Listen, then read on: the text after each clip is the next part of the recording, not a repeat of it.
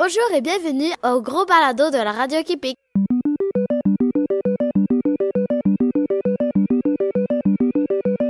Je m'appelle Nina. Moi, Fleur. Et moi, Asaf.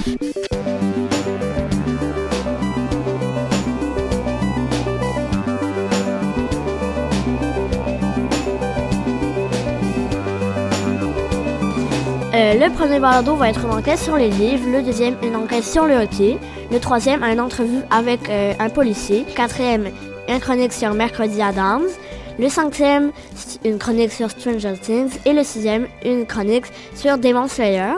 Le septième, ça va être un vox pop sur ces trois séries. Et le huitième, une chronique sur la mission Milton. Le neuvième, une chronique sur ChatGPT. Et le dixième, un débat sur les camps de vacances. OK, commençons maintenant avec une enquête sur les livres. La Radio qui pique!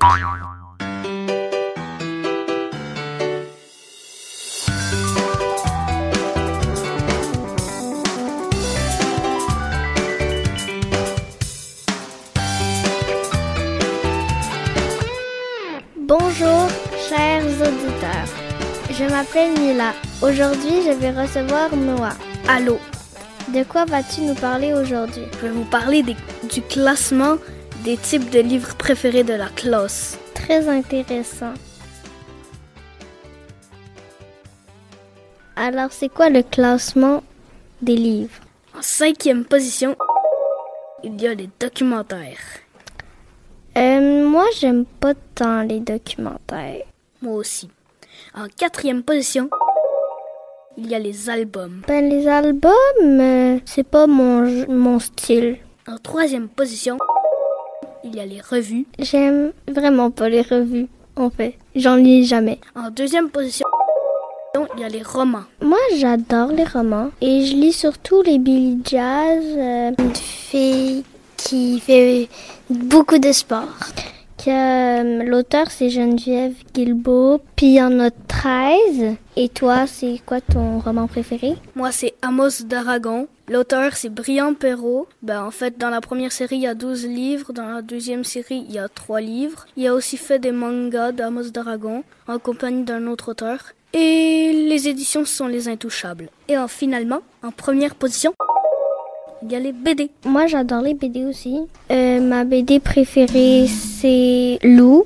C'est fait par Julien Neal. Puis, ça a été créé en 2014. D'accord. Moi, ma BD préférée, c'est Les Légendaires. Ce que je sais sur les Légendaires, c'est que ça a été créé par Patrick Sobral et que les premiers livres sont sortis en août 2004. Cool! Alors, merci d'avoir écouté notre balado. Bye, Noah! Bye bye!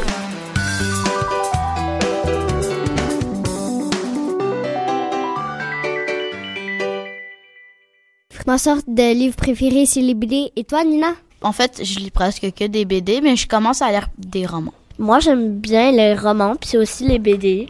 Puis j'ai pas vraiment de BD préférée. Maintenant, nous allons voir une enquête sur le hockey. Un petit instant là, Asaf. Ici le microphone du studio d'enregistrement. Tu as fait une petite erreur là. Tu m'as fait travailler. Moi, j'ai enregistré une chronique sur est-ce que les gens de la classe sont sportifs et aussi une chronique sur les joueurs de soccer. Donc, j'ai pas travaillé pour rien. Alors, avant la chronique sur le hockey, on va entendre ces deux autres chroniques là. La Radio qui pique. Est-ce que notre classe est sportive?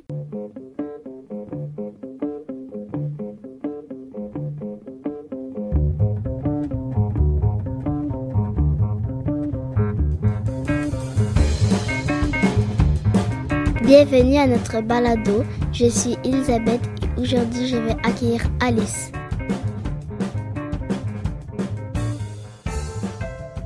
Bonjour. Allô? Alice. Est-ce que notre classe est sportive? Le résultat de mon enquête est oui. La plupart des personnes de notre classe pratiquent un sport et un peu moins de la moitié en pratiquent plusieurs. Donc, j'ai fait les comptes. Il y avait beaucoup de sports différents, dont le basket, le soccer, le baseball, le badminton, la danse, la gym, le hockey, le karaté, le ski, le patin, la course, la corde à sauter et le ballon-poire. Le top 5 des sports que notre classe pratique le plus, c'est en 5e position. Ex aequo, gym, hockey et patin.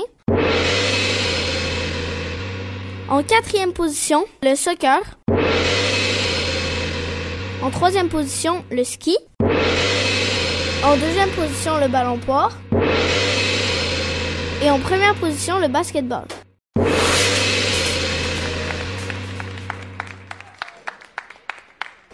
Elisabeth, est-ce que toi, tu pratiques des sports? Oui, je pratique le basket, le soccer, le hockey, la danse, le patin et le ballon poire. Et toi? Moi, je pratique la danse, le basket, le ski, le patin, la course et la corde à sauter. Pourquoi tu penses que c'est le basket le sport le plus pratiqué? Je sais pas vraiment. Il y a beaucoup de gens dans la vie, il y a beaucoup de gens qui pratiquent le basketball. Est-ce qu'à l'école, on a une équipe? Oui, on a une petite équipe. Et en plus, mon frère, je pense avant, il était l'assistant coach de l'équipe. Merci d'avoir écouté notre balado. Bye bye!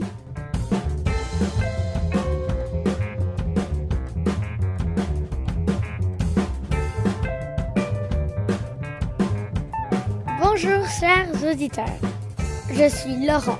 Aujourd'hui, je vais recevoir Delia. Bonjour. Pénélope. Salut. Et Colin. Bonjour. Ils nous ont trouvé des informations sur 3 joueurs de soccer. Mbappé, Lionel Messi et Samuel Piette.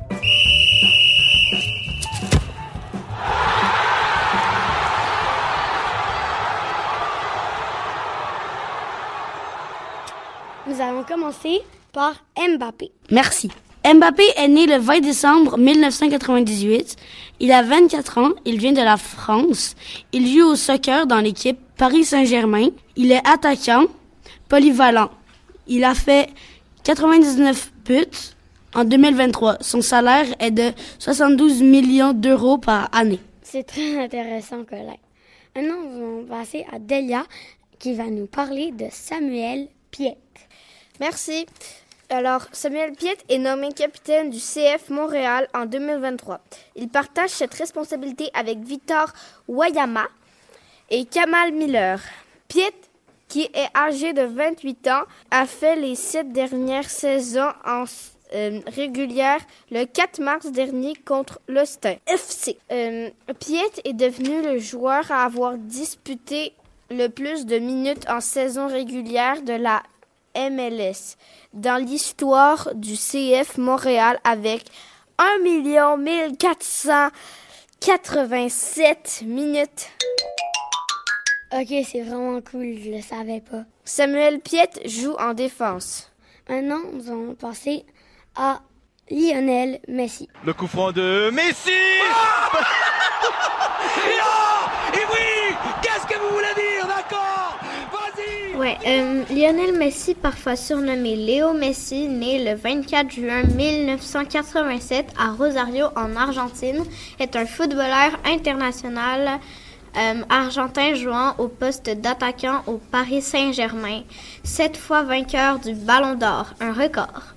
Il est considéré comme l'un des meilleurs joueurs de football.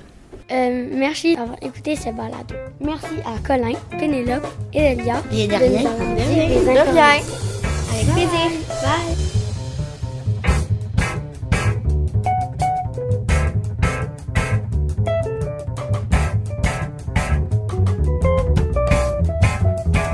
Bonjour chers auditeurs, je m'appelle Léo. Aujourd'hui, je vais accueillir Laurent. Bonjour Laurent. Bonjour Léo.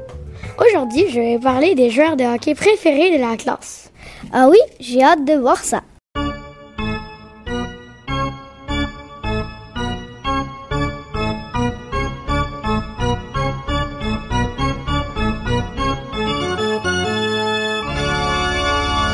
Alors, en 4e position, il y a Connor McDavid, Carey Price, Wayne Gretzky, Raphaël Harvey-Pinard, Cole Caulfield et Brendan Gallagher.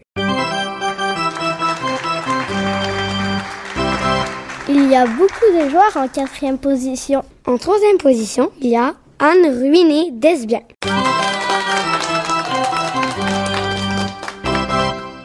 je ne la connais pas, celle-là. En deuxième position, il y a Guy Lafleur.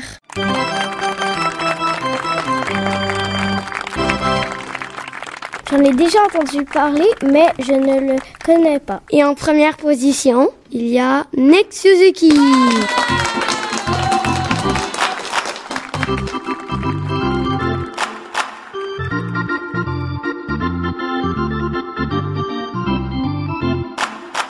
Par contre, celui-là, je le connais. Nick Suzuki vient de Londres. Il est né en 1999. Il a 23 ans. Sa grandeur, il fait 1m80. Son poids, 94 kilos. Ça fait 4 ans qu'il joue dans LNH pour les Canadiens de Montréal. Il a 70 buts et 128 assists. Ah, il est très bon. Moi, je pensais qu'il était né au Canada. Je vais parler de Guy Lafleur. Alors, Guy Lafleur est né le 20 septembre 1951. Il est décédé en 2022. Je pensais qu'il était encore vivant. Maintenant, je vais vous parler de Anne Ruiné-Lesbien. Elle vient du Canada. Elle est née le 10 avril 1994. Ici, j'ai quelques questions. Où est-elle née? Au Canada. Pour quelle équipe joue-t-elle? L'équipe féminine du Canada. A-t-elle déjà gagné une médaille d'or? Oui, aux Jeux olympiques de Pékin 2022. Et où est Pékin? En Chine, je crois. Ce sera tout pour aujourd'hui. Bye! Au revoir, chers auditeurs, et au revoir, Laurent. Bye!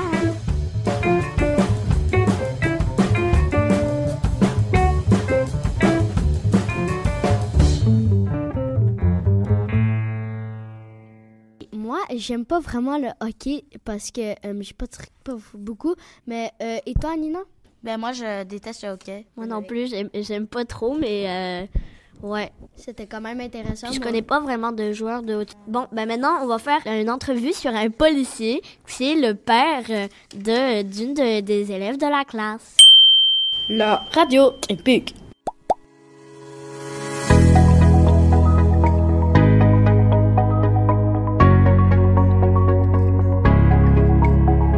Bonjour chers auditeurs, je suis Alice et aujourd'hui j'ai à mes côtés Elisabeth. Nous allons faire une entrevue avec le père de Mila, Adrien. Bonjour. Bonjour Alice. Donc commençons tout de suite avec une première question. As-tu déjà attrapé un voleur armé? Je suis policier. Oui, c'est déjà arrivé dans le cadre de mon métier d'arrêter de quelqu'un qui avait commis un crime qui était armé. Ben, est-ce que ça fait peur? Oui, plusieurs fois dans ma carrière où j'ai eu peur. Les policiers, on a une formation de base où on pratique plusieurs fois des scénarios avec des gens qui ont des bâtons, des couteaux, des armes à feu.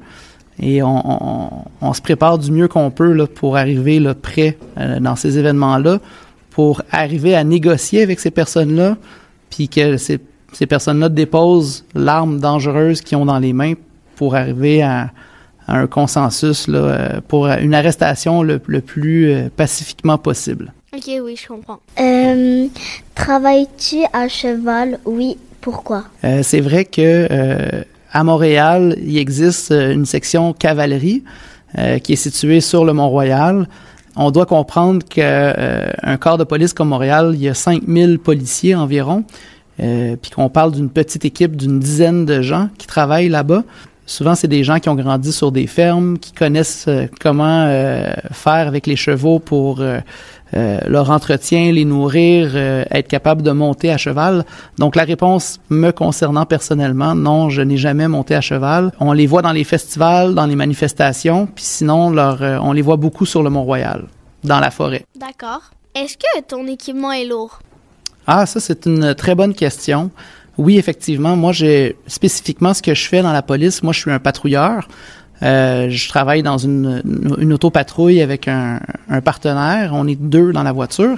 Et oui, l'équipement que je porte sur le dos chaque jour est très lourd. Ça pèse environ une 30aine de livres.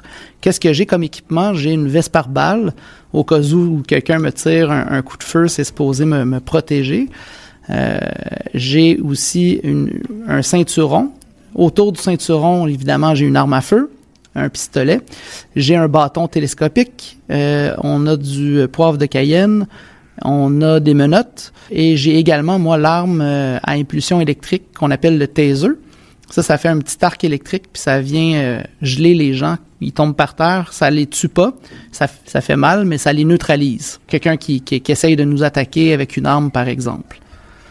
Donc oui, c'est très lourd l'équipement pour répondre à la question. Ah ouais, c'est vrai, se déplacer avec ça, ça doit être... À tous les jours. Pas évident. Non, ça crée des maux de dos parfois. As-tu déjà attrapé un voleur très recherché? Si oui, pourquoi? La réponse est oui. Les crimes auxquels on fait face tous les jours sont variés. On fait face à de la violence conjugale, à des tentatives de meurtre, à des agressions armées et plusieurs autres. Quand on se met à rechercher quelqu'un, on a plusieurs outils à notre disposition. On a des banques de données. Souvent, on connaît l'adresse où les gens habitent. On connaît les voitures que les gens conduisent. On connaît les endroits où les gens peuvent se tenir. On connaît aussi le cercle social des gens. En plus, on peut se servir de la technologie pour nous aider à localiser quelqu'un. Par exemple, par géolocalisation avec un téléphone cellulaire. As-tu déjà attrapé une personne de la mafia? Ça m'est arrivé, il y a longtemps, on parle de plus que 10 ans. Il y avait à l'époque des incendies criminels, des cocktails Molotov qui se lançaient. Et la réponse est oui. On avait saisi les vêtements pour aller prélever la preuve d'essence qu'il y avait encore sur eux.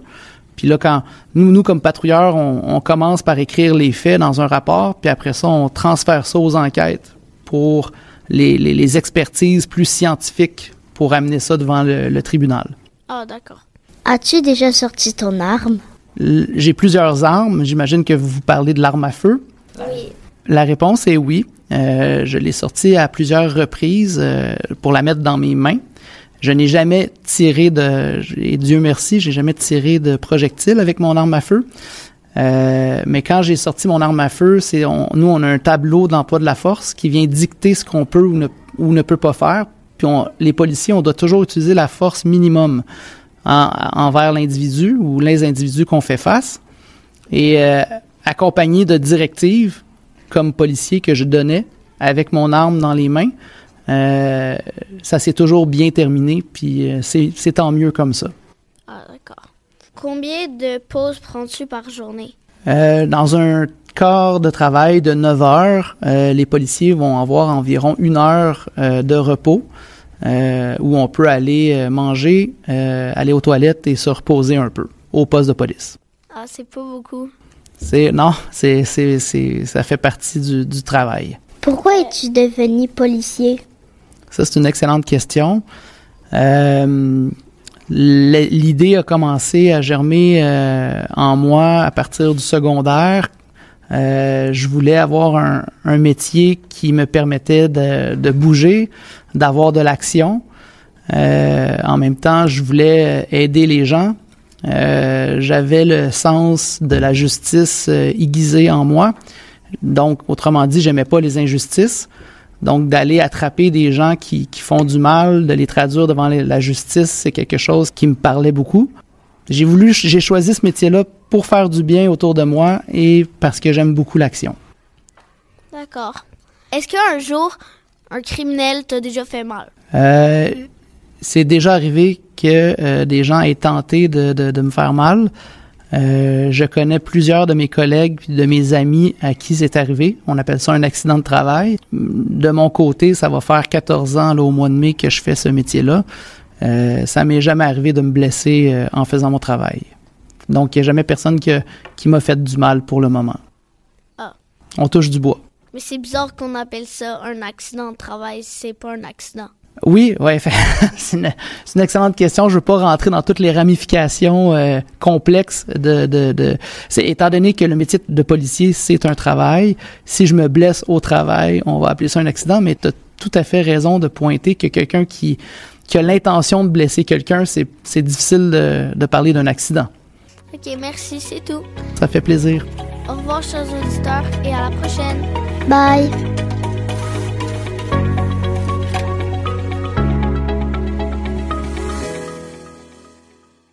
J'ai bien aimé toutes les questions, spécialement celle de la mafia.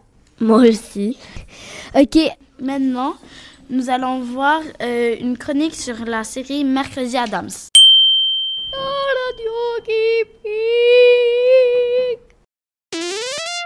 Bonjour chers auditeurs, aujourd'hui nous recevons Delia. Bonjour Delia. Bonjour.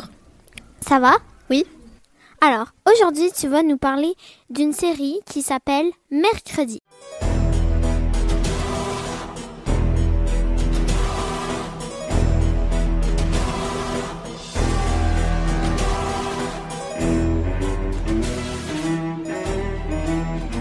Oui, en fait, la série Mercredi est une série américaine qui contient une saison, mais il y a des rumeurs qui courent qu'il va en avoir une deuxième. Elle a été créée par Alfred Gunt et Millar. Cette série est sur la plateforme Netflix. La réalisation a été confiée à James Marshall, Ganja Monteiro et Tim Burton, qui est officiellement en tant que producteur délégué. Les acteurs de Mercredi sont Jenna Ortega, qui joue Mercredi. Mercredi est le personnage principal, qui est la fille, en fait, d'une famille qui s'appelle la famille Addams. Le personnage principal. Ouais, la famille Addams, elle a eu plusieurs films, dont 2 vraiment vieux. Okay. Nous avons Emma Miller qui joue Enid Sinclair, qui est le meilleur ami de Mercredi dans la série. C'est ma préférée, elle. D'accord, moi aussi. Hunter Doan qui joue Tyler Galpin. Percy Waite qui joue Xavier Thorpe. Ouais. Tori Sunder qui joue Bianca Barclay. C'est qui ça, Bianca? C'est une sirène dans l'école où est-ce que Mercredi va. Ok, ouais. Catherine Zeta-Jones qui joue Morticia Addams, donc la mère de Mercredi. Ok. Louise Guzman qui joue... Je pense que c'est Louis. D'accord. Louis Guzman qui joue Gomez Addams, qui est le père de Mercredi. Lui, il est drôle. Ouais. Ça sera tout? Oui. Ok, alors merci chers auditeurs et à bientôt. Bye!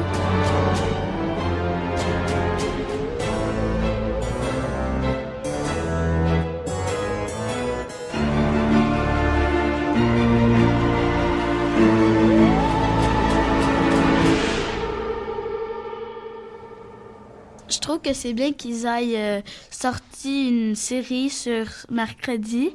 Je ne l'ai pas écoutée, mais ouais, je trouve ça intéressant. Moi, ma soeur, elle a écouté, elle a aimé, elle a tout. Elle a même un jeu vidéo sur ça. Elle parle tout le temps de ça. Je commence à avoir peur, là. Moi j'ai écouté la saison Mercredi Addams. Ouais, j'ai bien aimé, mais je trouve que d'autres saisons sont quand même meilleures. Ok, maintenant on va faire une chronique sur Stranger Things. Le radio qui pique.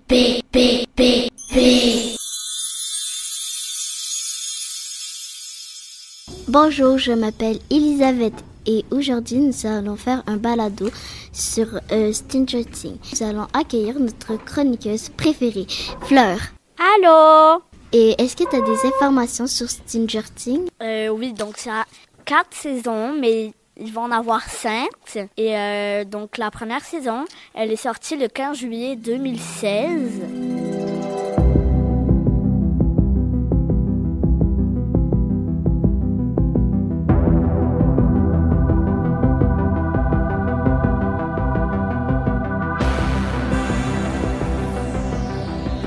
Et la saison 5, elle va sortir dès le début de l'année 2024. Donc dans longtemps. En fait, dans la saison 4, il y a un monstre qui est joué par 2 acteurs. Donc ils alternent parce que sinon c'est un peu trop dur. Donc les 2 acteurs de Vecna, c'est son nom, c'est Jimmy Campbell Bower et Raphaël Luke. Et les personnages principaux pendant toutes les 4 saisons, c'est Eleven. Moi, mes personnages préférés, c'est Max, c'est l'ami de Eleven, et Dustin. Mais toi, est-ce que tu aimerais écouter la saison de Stranger Things? Oui, mais ma mère veut pas que j'écoute. Mais est-ce que tu connais quand même bien? Non. Est-ce que tu connais les personnages? Un peu. Donc, c'est toutes les informations que j'avais. Merci. Au revoir.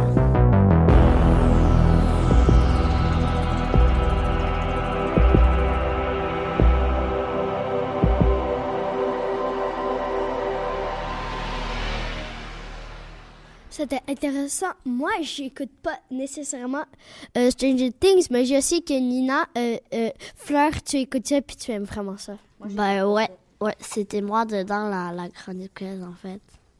Okay, ben c'est une de mes séries préférées. Moi, je voulais juste dire que Stranger Things, je trouve que c'est pas vraiment de notre âge, puis j'aime pas ça. Maintenant, passons à Demon Slayer. La radio qui pique! Bonjour et bienvenue à notre balado. Aujourd'hui, j'accueille Noah. Allô? Qui va nous parler de la série Demon Slayer. Effectivement.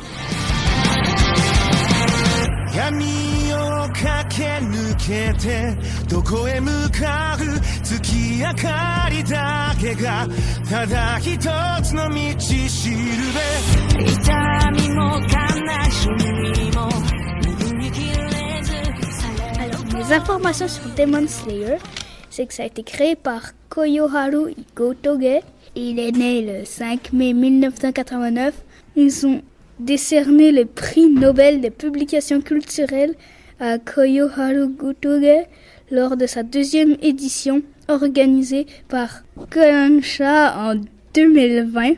Auteur Koyoharu Gotoge, éditeur Shueisha et Panini Manga, sorti le 15 février 2016.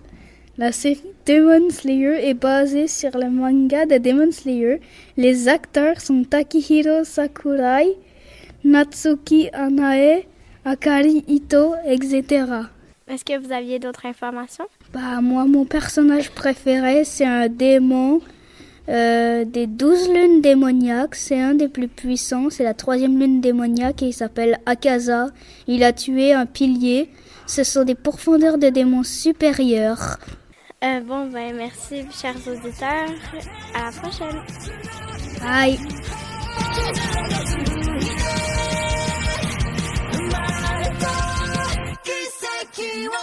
C'était très intéressant. Moi-même, j'ai juste écouté les 2 premiers épisodes, mais j'ai vraiment aimé ça. Moi, j'ai pas écouté Demon Slayer. Et puis, il y a un peu trop de ça.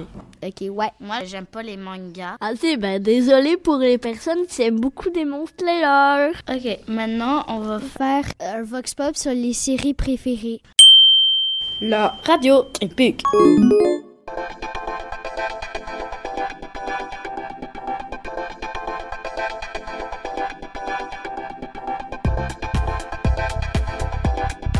Quelle est la série que vous écoutez le plus? Mes premières fois. Stranger Things. Demon Slayer. Stranger Things. Parce que j'aime l'action qu'il y a. J'aime les saisons. Mercredi, les désastreuses aventures des orphelins Baudelaire. Écoutez-vous plus de films que de séries? Pourquoi? J'écoute plus de séries parce que un film, ça dure longtemps, mais comme après, c'est fini. Surtout s'il n'y a pas genre le 2e ou le 3e. Les séries, c'est plusieurs épisodes, puis plusieurs saisons. Fait que là, ça dure plus longtemps. Puis genre, quand je finis le premier épisode, là, je peux regarder le 2e épisode, puis c'est cool. J'écoute plus de séries. J'aime mieux les séries, on peut en écouter beaucoup. Les films, ça s'écoute d'un coup, alors que les séries, genre t'oublies, puis là, t'as beaucoup trop de séries à écouter.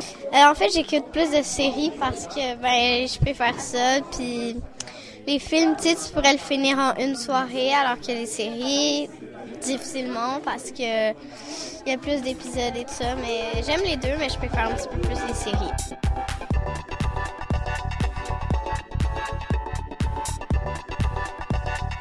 Quelle sorte de série aimez-vous? Suspense, action, romantique, joyeux, triste, peur, drôle? J'aime ça rire, j'aime pas ça trop quand ça fait peur. Puis ni quand il faut juste parler puis c'est ennuyant. Je te comprends. Merci. Drôle, c'est amusant. C'est drôle, on rit des fois. Puis, ouais. Horreur et série pour ados. OK, pourquoi? Je sais pas. Action. Parce qu'il y a plus de mouvements et ça m'intéresse plus en fait. Je dirais plus horreur comme. OK. Merci. J'aime action et suspense, mais ouais, c'est ça. OK, merci.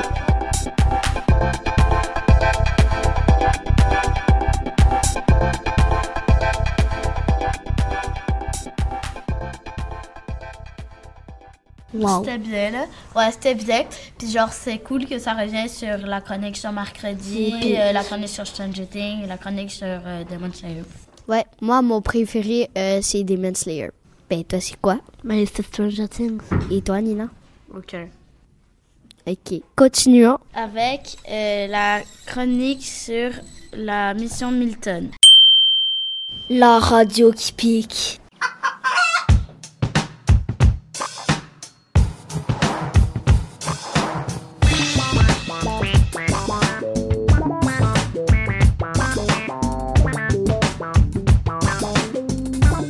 Est-ce que tu crois que tu pollues beaucoup? Pas nécessairement, non. Mais moi, je fais du compost, hein. C'est très bien pour l'environnement. Est-ce que tu pollues beaucoup? Non. Pourquoi? Parce que j'aime la planète et je veux pas polluer, moi. Non, je pollue pas. Pourquoi? Parce que c'est illégal. Parce que c'est pas bien pollué. Est-ce que tu pollues beaucoup? Je dirais pas. Non. Ben, j'utilise pas beaucoup de déchets. Quand je suis à l'école, j'ai presque jamais de déchets. Est-ce que tu pollues beaucoup? Je dirais pas, non, mais j'ai quand même une voiture, puis j'ai conscience que c'est quand même pollué. Est-ce que tu pollues beaucoup? Non. Pourquoi? Parce que mon père a créé la mission Milton et ce serait bien de pas la polluer plus. C'est quoi la mission Milton? C'est un truc que mon père a inventé, une mission de ramasser des déchets. Où ça? Dans les cours d'eau. OK.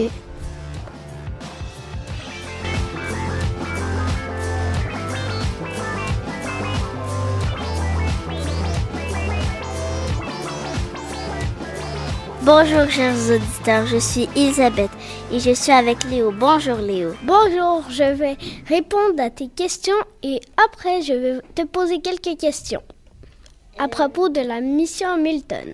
Ça fait combien de temps que la mission Milton existe? Ça fait 5 ans. C'est vrai, c'est beaucoup. Puis avant la mission Milton, il y avait... Bien sûr, on n'a pas commencé avec la mission Milton dès qu'on n'en avait pas fait. On a commencé avec la mission 10 tonnes. Quand on a réussi la mission 10 tonnes, on est arrivé à 100 tonnes. Et ensuite, quand on a réussi 100 tonnes, on a fait 1000 tonnes. Puis en ce moment, on est à combien de tonnes? Nous sommes à 318 tonnes. Puis c'est qui a fait la mission Milton? C'est mon père. Est-ce que toi, tu es dans la mission Milton? Oui, je l'aide parfois en été, mais en hiver, on arrête. Mais mon père fait des voyages aux 4 coins du monde, en Inde, en Asie, puis en plusieurs pays pour faire des nettoyages. C'est cool. Toi, est-ce que tu ramasses tes déchets? Bien sûr. Nous avons fait en tout 2532 nettoyages. Impressionnant, non? Vraiment très impressionnant. Puis, est-ce que toi, tu vas aider ton père pour quand tu vois dans la rue des déchets, tu vas les ramasser? Ça dépend. Il faut des gants ou bien des pinces. Quand tu vas aller chez toi, est-ce que tu vas souvent sortir de chez toi, tu vois un déchet? J'en vois de moins en moins. Par nettoyage, il y a en tout 31 377 personnes qui ont participé à la mission Milton. Est-ce que toutes ces personnes-là, ils vont aller de pays en pays? Je crois pas, mais par exemple, il peut motiver des gens dans les pays qu'il va pour les aider à faire des nettoyages. Puis est-ce que ça marche? Oui, on a plusieurs photos de quand il est allé dans d'autres pays. Et j'ai quelques questions pour toi.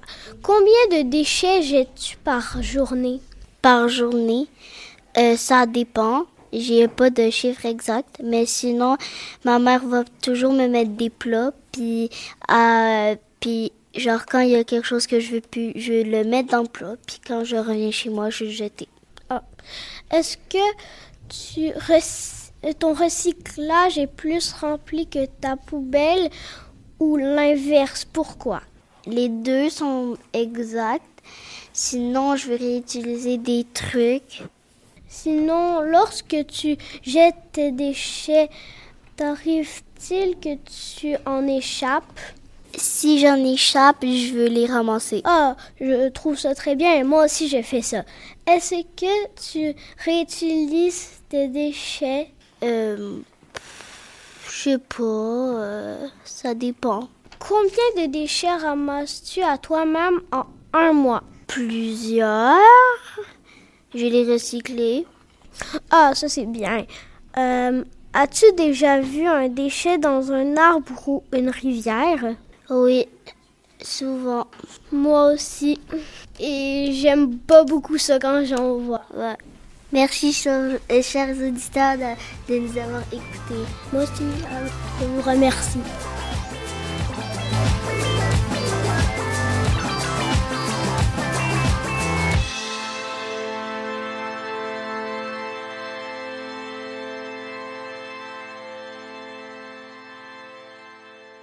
Alors, c'était vraiment intéressant. Je trouve que c'est bien qu'on ait parlé de ce sujet. Ouais. Puis je remercie le père de Léo. Ouais.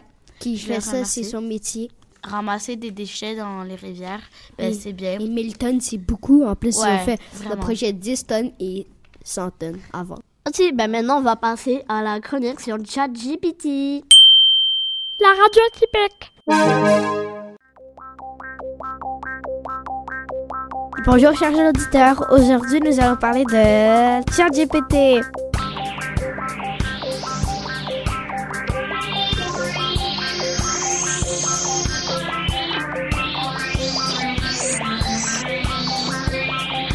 Alors je suis accompagnée de Romane. Salut! Notre première chroniqueuse. Et Pénélope, notre deuxième chroniqueuse. Salut!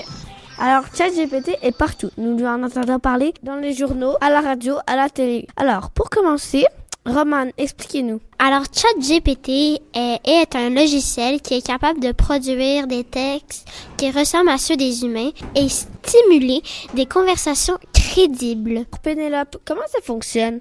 En fait, ChatGPT est un modèle de langage de pointe. Il peut générer des textes de manière autonome en utilisant des algorithmes d'apprentissage automatique.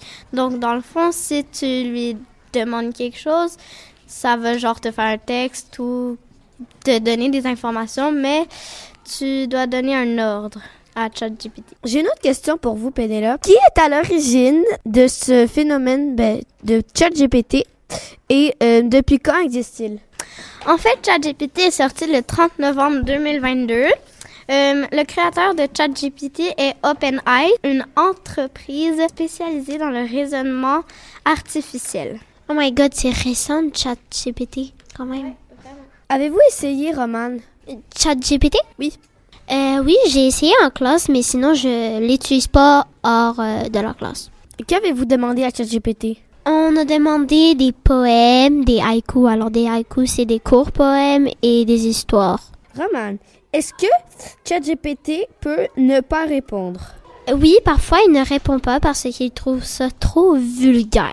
Et aussi, une petite information, si on lui pose une question, il ne va pas répondre. Alors, si on lui pose est-ce que les chouettes sont nocturnes, il va pas répondre. Mais si on lui dit les chouettes sont nocturnes, ben là, il va répondre.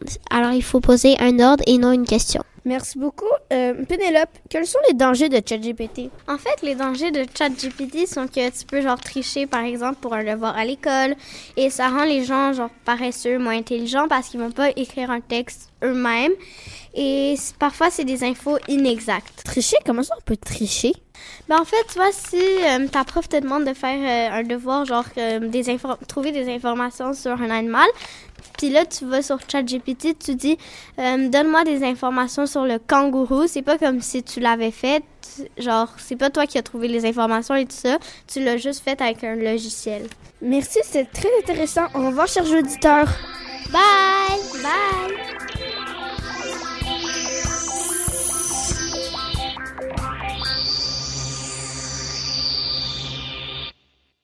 Oh, c'était très intéressant. Moi, on a déjà tout vu ça en classe.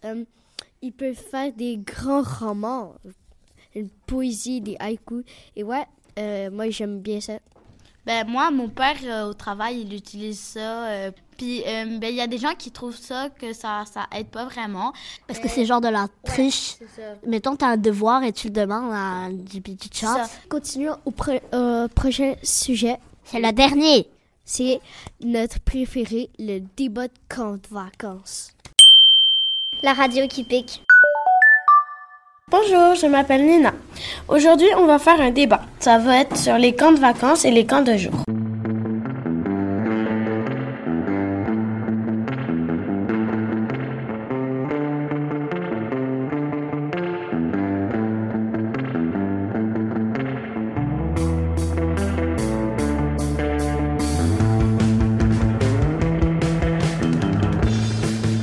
Maintenant, je vais inviter notre journaliste Noah. Il va nous parler de la différence entre un camp de vacances et un camp de jour. En fait, la différence entre un camp de jour et un camp de vacances, c'est que les camps de jour, tu restes seulement pendant la journée, alors que les camps de vacances, tu dors là-bas et tu peux rester 1 mois. Les camps de jour, ils sont souvent en ville, mais les camps de vacances sont souvent en campagne. Souvent, il y a une cafétéria au camp de vacances. Camp de jour, on doit apporter notre boîte à lunch.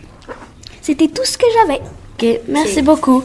Nous allons accueillir Alice. Allô. Mila. Allô. Colin. Allô. Et Asaf. Allô. Bon, on va commencer par les pour. Mila et Alice, vous pouvez parler. C'est cool parce que on n'est pas avec nos parents. Les camps de jour, ils font plein d'activités. Des fois, on va à la piscine puis c'est vraiment le fun. Mais c'est vrai qu'il y a des activités nice comme, admettons, aller à la piscine et tout. Mais, admettons, il y en a qu'une fois par semaine. Ce serait plus cool s'il y en aurait genre 5 fois par semaine, admettons. Les camps de vacances. Si tu t'ennuies de tes parents, ben t'es plus content quand ils reviennent. Donc ça, c'est bien. Ok, et Mila? On est avec nos amis, puis on dort sans nos parents. Fait que c'est comme cool, on est libre. Ok, d'accord. Est-ce que vous avez des trucs à dire, Colin et Asaf? Oui. C'est mieux en été d'être libre et d'avoir son programme que faire ce qu'on te demande, là. Tu travailles pas tant en autonomie si quelqu'un il a le temps avec toi, t'as le temps de dire quoi faire. Moi, j'aime plus les camps de vacances parce que t'es pas avec tes parents qui vont dire « Ah, finis ton assiette, mange tes légumes, fais ton lit, range ta chambre. » Ok, ouais, c'est vrai. Oui, mais t'es avec un animateur que lui, il va te dire de faire ça.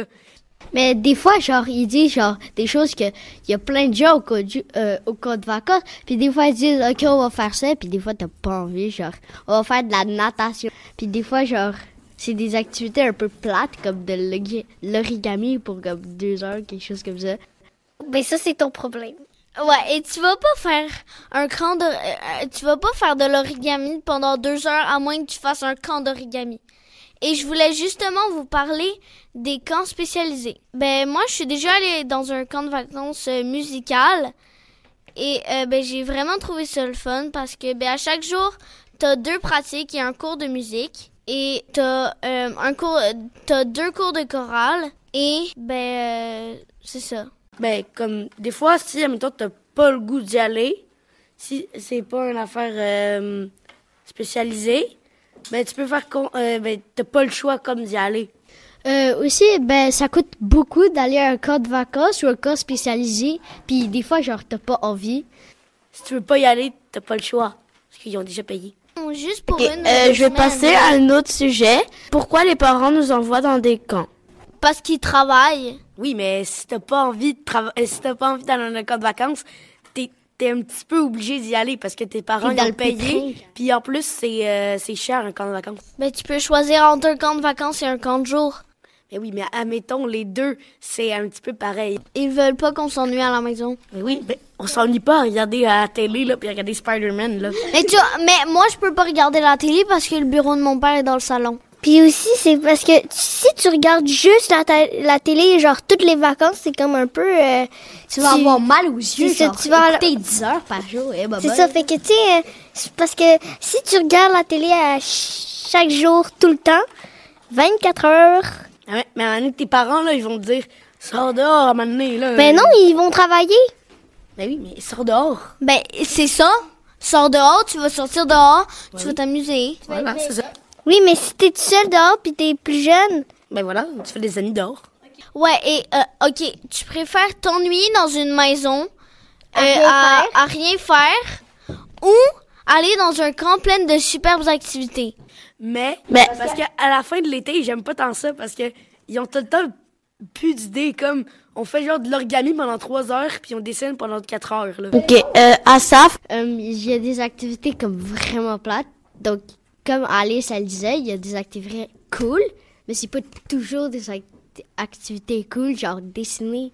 Oui, ben c'est ton problème si t'aimes pas ça dessiner. Oui, mais tu vois, je suis pas sûre que tes parents vont t'inscrire dans un camp de vacances sans te le dire. Oui, mais on peut... Puis ils vont te laisser choisir si... Tu vas le savoir, mais comme genre... OK, bon, là, je vais vous poser une question. Est-ce que, si vous allez dans un camp de vacances, est-ce que vous avez peur de la nuit? Si oui, ben, qu'est-ce que vous faites? J'ai pas vraiment peur parce que, genre, c'est chill. C'est comme, il y a un couvre-feu, donc il y a pas comme des gens qui te dérangent. OK, et Mila? Ben moi j'ai pas peur parce que ben c'est comme quand tu t'endors après tu dors fait que ça te fait rien puis en plus c'est comme y a rien qui peut t'arriver tu sais. Okay. Mais des fois tu peux comme il y a des lits de 2 étages tu dors avec une autre personne alors tu peux pas nécessairement avoir peur parce que comme tu dors avec une autre personne ou sinon. OK, à ça. Ben aussi peut-être il y a des gens qui ronflent puis genre tu peux pas dormir. Puis aussi genre peut-être il y a des araignées et des trucs comme ça qui genre. OK. Bon, vous posez d'autres questions. Est-ce que c'est mieux un camp de jour ou un camp de vacances? Je préfère les camps de vacances parce que t'es comme là comme plus longtemps. Alors t'as plus le temps de faire plus d'activités. T'es content d'être sans ta famille, mais t'es content après de les revoir. OK, Alice? Moi, je préfère les camps de vacances. Parce que les camps de jour, c'est comme un peu ennuyeux. Parce que comme... C'est vrai. C'est genre un peu toujours les mêmes activités. Puis comme, si tu vas dans un camp de vacances spécialisé, c'est vraiment cool parce que ben tu fais plus quelque chose en particulier. OK, et vous? C'est bien aussi... les camps d'été. Mais les camps d'été, tu te fais des amis, des bons amis et tout. Puis après, ben, tu les revois plus pour l'an prochain. Des affaires mais comme ça. Tu prends leur numéro de téléphone, tout simplement. Si t'as 5 ans, tu te fais un bon ami et puis t'as pas de téléphone, là. Okay. Mais tu donnes le numéro de téléphone de tes parents. C'est évident un peu, là. Je vais vous demander une autre question. Aimez-vous les moniteurs? On va commencer par les arguments contre. Ils nous animent pas tant parce que des fois, comme ils disent, bon, on va faire du dessin, puis pendant genre 30 minutes de dessin, eux, ils gardent leur téléphone, là. C'est comme, ils nous surveillent pas trop, ils vont pas jouer avec nous à faire des dessins, là. Moi, j'aime pas ça parce que ils nous appellent les kids, puis c'est pas tant ça. Les kids. Oui, mais ils se mettent des noms drôles. Comme crevette. Melon d'eau. Ma mère, à un moment donné, elle a été monitrice de camp de jour et elle s'appelait Melon d'eau. Mais oui, mais c'est parce que des fois, il y a des camps, là, qui ont pas d'âge. Tu peux te retrouver avec des gens de 3 ans et des gens de 14 ans, là. Ben oui, ouais, mais les camps de jour sont adressés aux enfants de 5 à 12 ans. Ben aussi, des fois, ça dépend, en fait. Il y a des moniteurs genre vraiment cool, puis il y a des moniteurs qui sont sur leur téléphone, ils jouent à genre Fortnite, là. Merci, chers auditeurs, et merci à Mila, Alice, Colin et Asaf. Et bye! Ciao! Bye!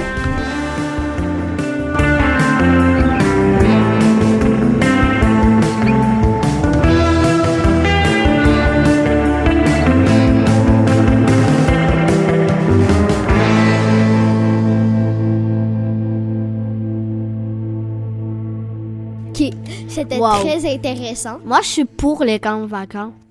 Ben, moi aussi. Moi aussi, vraiment. Ben, moi, j'étais contre, mais j'aime bien ça. Moi, j'adore les camps de vacances. J'aimerais, genre, y aller comme à chaque été-hiver. Bon, ben c'est ce qui conclut notre gros balado de la radio Cupid. Et merci de nous avoir écoutés. Et on remercie à la régie et à la réalisation Lou et Béatrice. Au revoir. Bye. Youhou! venez d'entendre un balado Ruelle de l'avenir, créé par la classe des élèves multiniveaux au volet alternatif, les Colibris, de Stéphanie Bergeron de l'école Gadebois à Montréal. Nina, Fleur, Alice, Delia, Édouard, Leandro, Nella, Milan, Noah, Laurent, Zachary, Asaf, Elisabeth, Léo, Colin, Roman, Roméo, Renaud. Les ateliers de radio, durant lesquels ce balado fut créé, se sont déroulés sur 20 semaines pendant l'année scolaire 2022-2023. Le montage final de ce balado a été réalisé par Normand Lafleur. La musique d'ambiance entendue provient des sites en ligne de bensound.com et Jamendo Musique. Merci de votre écoute.